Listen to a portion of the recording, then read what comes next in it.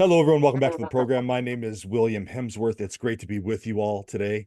Really excited to have our guest today, Dr. John Kilner. He received his BA from Yale University, his Master of Divinity from Gordon Conwell Theological Seminary, and Master of Arts and PhD from Harvard University. He held the Franklin and Dorothy Foreman Endowed Chair in Ethics and Theology at Trinity International University, where he was also professor of bioethics and contemporary culture and director of bioethics degree programs. He's author of several books. His book, Dignity and Destiny, was recognized as Book of the Year honoree from Christianity Today. And most recently, he served as senior fellow at the Center for Bioethics and Human Dignity. Dr. Kilner, how are you doing this morning? I'm doing very well, William. Good to be with you. My pleasure. Pleasure's all mine. Mm. Thanks so much for taking the time out on a Saturday morning to come and talk to me about all the great work that you're doing. Sure. So I guess I want to start from the top. I guess for those that maybe don't know, what is bioethics and how'd you come to get involved in it? Right. Well, it's not really as intimidating as it might seem. It's just bioethics. I mean, ethics is just, what's good and bad, what's right and wrong. So that's pretty much stuff of life.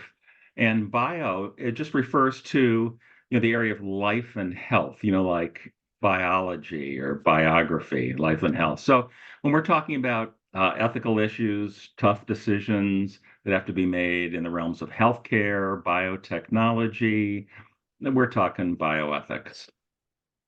Okay. And in And terms of, yeah, how I got involved in it, it's interesting. When I started my doctoral program, the first semester, because I was doing it in a broad range of ethics and contemporary culture kinds of issues, my first semester I took a bioethics course, and that's when kind of the field as a field was just getting going, really. And I was hooked for life. I mean, here's a set of issues that are, on the one hand, intensely personal and critical to individuals and families, and yet you go all the way up to societies, public policy, global issues where the future of the human race and human dignity are at issue. It's like, wow, what a critical set of issues. yeah, well, and can you give us what are some of those issues that are involved in it? Sure, absolutely. Well, you can go across the lifespan, for example. So there are issues at the beginning of life. So we're talking about what are appropriate ways to bring people into existence. So we talk about reproductive decisions. There's like 40 ways to make a baby now, William. Oh, wow. No, So had no idea. the natural old-fashioned way is just one of those. And then bound up with that, that's where the whole genetics arena begins because you might produce some embryos and genetically screen them and decide, well, I want a baby with this trait or that trait, or don't want one with this trait or that trait. And so this idea of genetics and making our genetic makeup the way we want it to be, there's a whole set of issues there. And of course, when you're talking about beginning of life, then if there's some children we don't want to have, then that's where the abortion issue connects with all of that.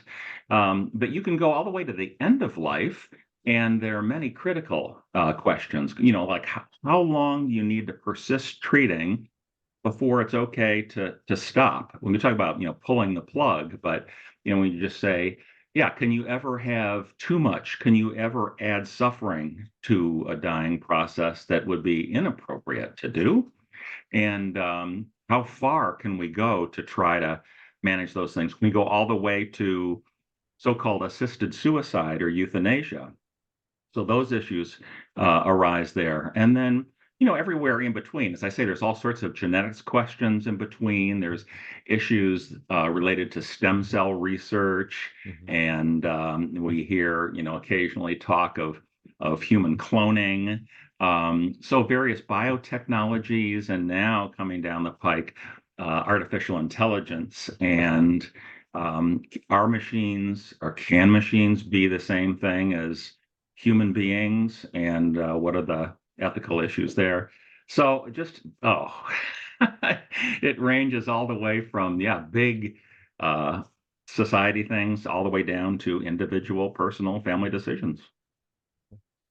Now, in regard to assisted suicide, Yes. there's a big push about it. I mean, some nations have legalized it.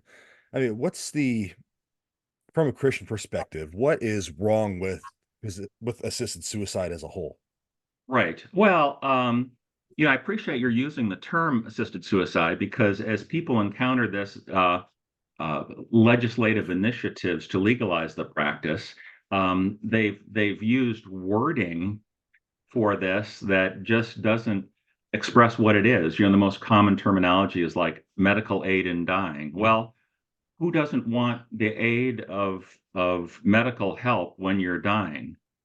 And like it implies that, oh no, it's illegal now for medicine to aid you, to help you in your dying process, but we'd like to make it legal, So who's going to say what a problem with that? But it's not just aid in dying. It's enabling or helping people to kill themselves. And so that's where the word suicide comes. It doesn't matter to me if that's a pejorative term and you want to use other terminology to talk about helping people to kill themselves. That's okay. But we need to be honest. That's what we're talking about. So the question is life mine to do with what I want to? Now, that's what you'll hear, of course, in society, because if there is no God, then what is there? There's just me and the universe. So I'll do whatever I want to do. From a Christian perspective, that's problematic, though. I mean, we know from 1 Corinthians 6, that as it says, our life is not our own. We've been bought at a price. So not only is God our creator, and so our life is it whatever we want it to be? No, we're created in the image of God, Genesis 1 and all the way through Scripture. And so that means we have a different agenda as to how we are to live. Genesis 9:6 says we are not to take any human life. That includes your own. Why? Because every human being is created in the image of God. Because you're not your own, you are to live, in accordance with God's purposes for you. Now, God is very compassionate and merciful, absolutely. But compassion does not mean assisted suicide. Now, we have organizations out there publicly that even use the word in their title. But compassion, it comes from two root words, cum and passio, meaning suffering with, or in the sense of enduring with. So compassion means providing the supports that people need to go through a difficult time. It doesn't mean killing the person and no longer needing any support. That would be like the opposite of compassion. That would be very uncompassionate. So I think that the issue here for Christian, I mean, we can get into more specifics. I mean, you can see how Paul in Philippians 1 will not engage in even considering the idea of ending his life. You could go through Job and see how he absolutely, despite incredible suffering, will not take his life into his own hands. You can see the person who assisted Saul in his suicide and how King David didn't reward him. He was horrified, actually had the man killed. And you can see Jesus in the Garden of Gethsemane, who was just, oh God, please take this pain and suffering from me, but not my will, but yours be done. And there's the ultimate affirmation that our lives are God's. We're created in God's image. We have a different agenda, not whatever we want in order to avoid pain and suffering. So what can we do as Christians to help maybe combat this movement towards assisted suicide? Right. Well, I think that there's a couple of things. One thing I really want to emphasize here, and that is that Christians ought to be known more for what they're for than what they're against. Now, Mm. yes, okay, along the way, in order to be who we are to be, we will reject certain things as being inconsistent with that. But what Christians are about is about bearing one another's burdens, Galatians 6:2, or about compassion, as I talked about providing people the supports they need in order to bear up under the difficulties that life throws at us. So that's what we're about. And so I think what we need to do is to not only talk that way, to talk as much about this is what we're for. We reject physician assisted suicide because there's a better way. And we really want to major on that, but we need to live that way. And that's the thing that I would emphasize. And so you might say, well, what are the needs then? What are the supports that people need in end of life situations? And they include, first of all, adequate health care. So if people are not getting access to the health care they need, and sometimes it's very simple practical barriers, like transportation or some monetary things or whatever, we can help with that. Secondly, people need effective pain management. So much more is available now. And so much so that when you actually now do the surveys of people who are electing physician assisted suicide, the idea of pain is like way down the list. It's just not really the main reason. So when you trot out these stories of, oh, look at this person suffering, we have to legalize this practice.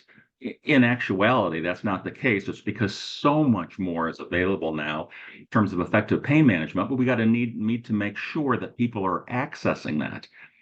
Thirdly, they need effective suffering management. And suffering is different than pain. Pain is a biological, physical experience.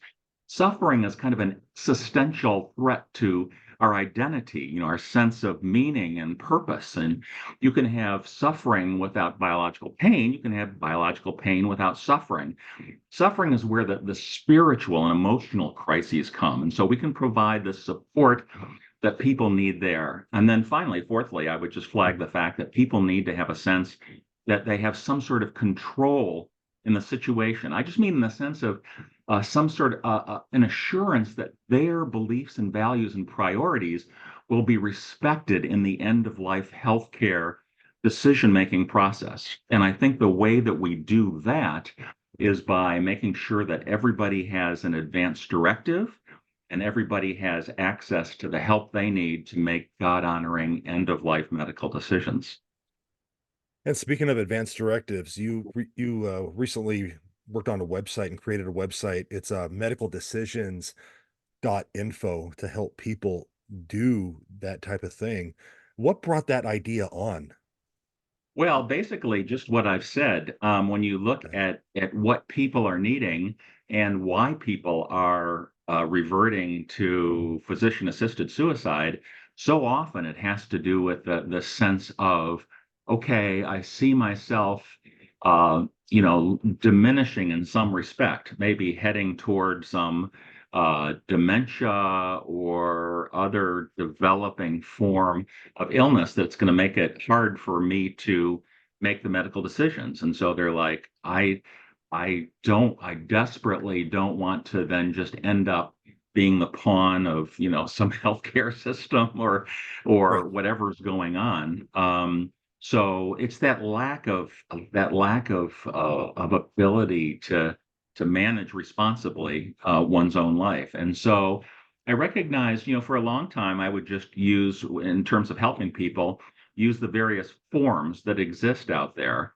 And the problem is, that you start with a certain format, and then that shapes that, that just kind of limits what you're doing or how you have to go about doing it. And so in talking with people and what the problem was with various forms that are out there, this idea emerged, well, how could, if we're not going to start with a form, if we're going to create a form while we're thinking through what are our values and priorities are, there would need to be some sort of like organic interactive process being done, like on a computer or online or something like that. And so as we explored, I have the knowledge level about the issues about end of life decision making. But I needed to work with a computer graphics and programming company to put this together. And the thought was, okay, people don't like, you don't want a long article or book online. People don't like to,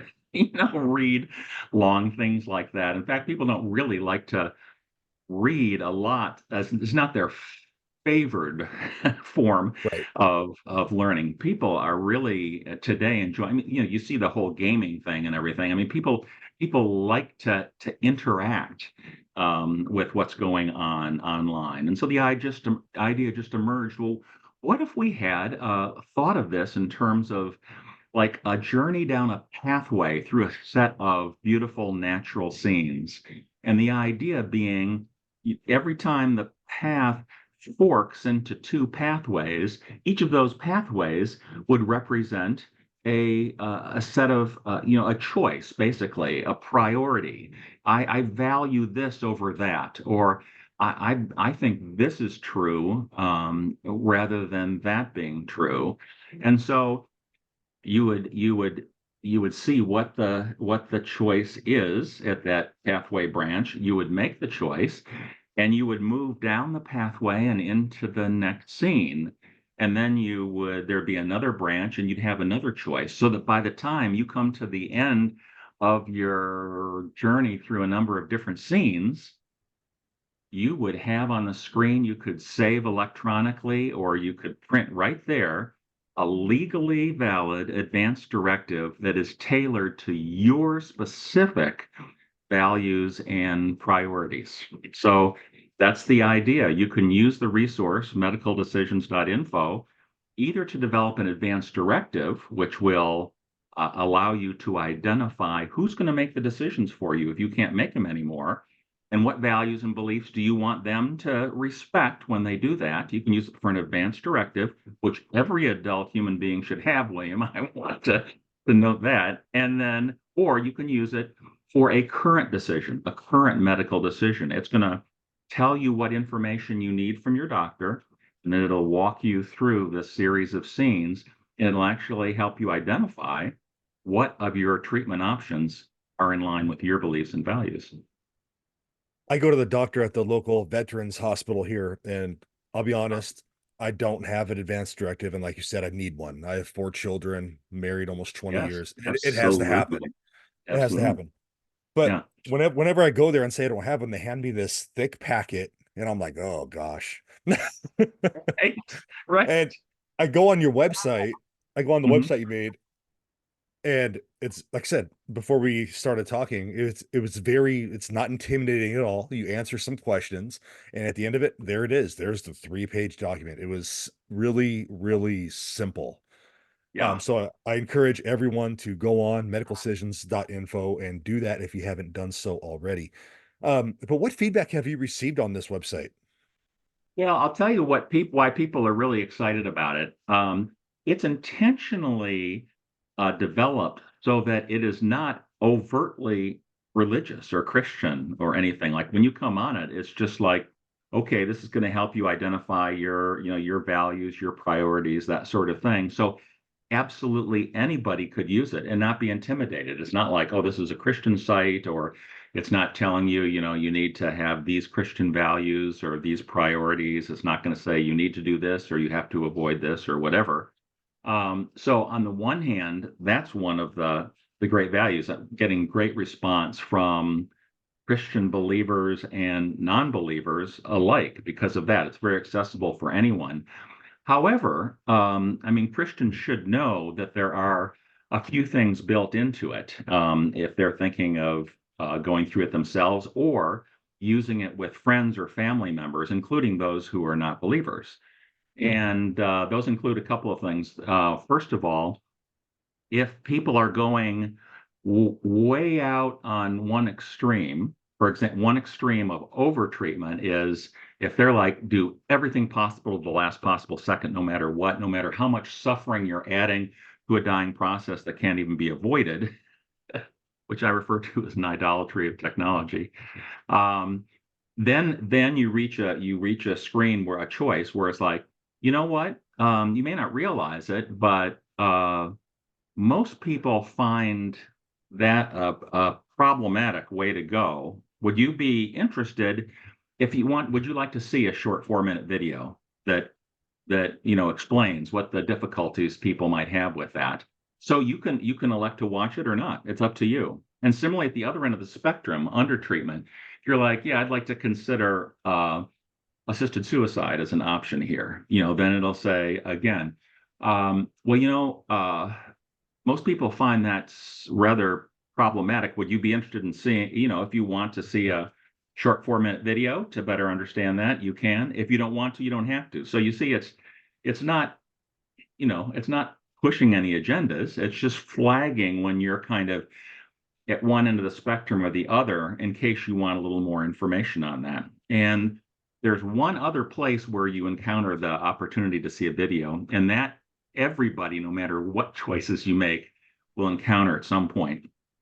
That is, it said, the decision that you make may end up ending your life a little bit sooner or a little bit later, and you have to weigh the pros and cons of your options. So, what will being dead? What will that be like? I mean, is that a plus, a minus? Like, what is it? If you just to make an informed consent decision, you really need to have some view of what being dead will be like. So if you'd like to clarify your thinking here and watch a 4-minute video to see one view of that, regardless of your views, just to help kind of prod you think about what your views are, you can watch a short 4-minute video. If people are like, no, I'm not interested in that. That's fine. They'll just continue on whatever pathway they're on.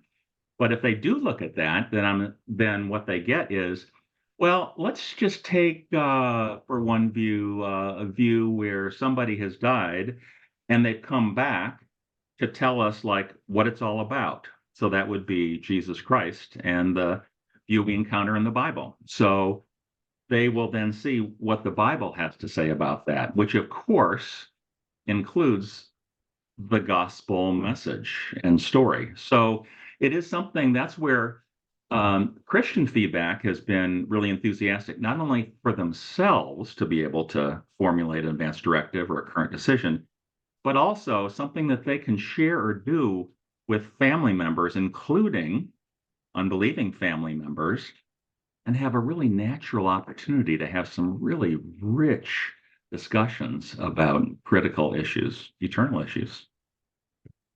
One of the concerns that people have when it comes to doing stuff online is their personal information. Does your Ah, website require any personal information to go through this journey at all? right. I appreciate you asking that, William, because yeah, there's that question. There's am I going to be battered with advertising, and Right. how much do I have to pay to end up with this like legal document where I can do this without hiring an expensive lawyer? Well, I'll answer all three of those. First of all, you don't enter a shred of personal information. It is like completely private, so you can just go through, make your choices, end up at the end, save or print your document, and nobody will have any information about you whatsoever. You don't pay a cent. All the costs of this were paid in advance by people supporting the project, so it's completely free to use, and there's no advertising. So it's just this experience as if you had this, game at home. And if you are a Christian and want to go through this site, use and bring to bear Christian perspectives on that, because that's your own, decision making. We have put material on a church-based website to help people understand, well, in a pithy way, kind of a bullet point sort of way, Mhm. how does the Bible help or guide us through these end of life decisions? Actually, a site actually addresses end of life decisions and beginning of life reproductive decisions. So I'll just mention that it's Sure. harvestbible.org/medical. So harvestbible.org/medical. And because I just want people to know that because sometimes Christians do this, like this is a great tool, but I find as a Christian, so I have some of the pathways or choices I have to make, and I want to be God honoring, and I've never really thought much about these issues. I don't know what the Right. Bible would have to say, to guide me. So we have made that available, but on a different site. Right.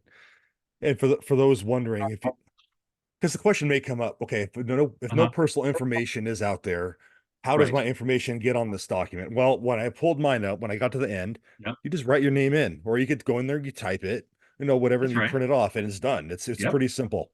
So I Uh, will affirm that this website does not require any personal information. You go on, you do your decisions, pray over the questions, and go through, do your thing. It's a great thing. I think it's a great tool you developed. So thank you for that. oh, you're very welcome, William. And before I let you go to enjoy the rest of your Saturday, what other things are you up to lately? You've been kind of busy. I saw you were preaching at Osbury a few days Right. ago. Right. Right. Um, Right. Exactly. what Yeah. other Well, things do you have going on in the future? yeah. Well, a big thing for me, a big area of interest is not only the specific issues of bioethics, but kind of the foundation of it. It's kind of like, um, do people really matter? I mean, is there such a thing as human dignity? Why should we even be concerned about assisted suicide at one end of the life or the beginning of life? People have encountered in the news this focus down in Alabama on in vitro fertilization, so-called test tube babies. And like, is that okay? And is there a way to do it, without killing human beings at the embryonic stage of their life or not? And so why would that matter? Why does human life and human dignity matter? And so I have done a lot of work on that, especially the Christian foundation of that. And that's the notion, of course, of people being created in the image of God. But there are a lot of misunderstandings about what that involves. And so, you mentioned the book length project on that, Dignity and Destiny, which is really trying to lay out to correct many mistaken when that idea is misunderstood, it can be used in a very harmful way, even though when it's rightly understood, it can be used in a very liberating way. And so I've been working on that and then kind of comparing that with, well, if you don't have biblical Christianity, do you really have a satisfactory basis for why people matter?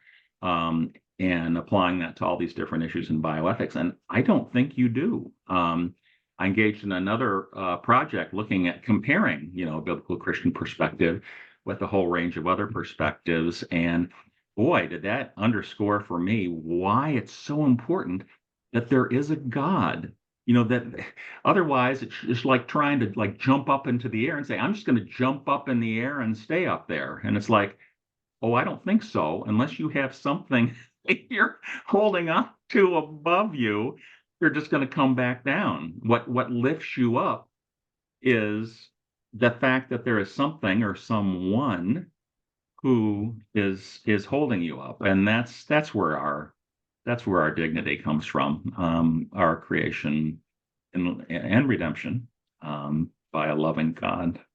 So yeah, so I'm working on both the kind of the notions of human dignity and also their applications in all these issues of bioethics. Dr. Kilner, thank you so much for coming on and explaining what you're doing, talking about assisted suicide, the great website that you've developed. Thanks for spending some time with us on this Saturday morning. I really appreciate it. Well, sure. And thank you, William, for the wonderful job you're doing getting thinking about these things out to help people. Thanks. Thank you. Have a great day and God bless. You too. Bye-bye.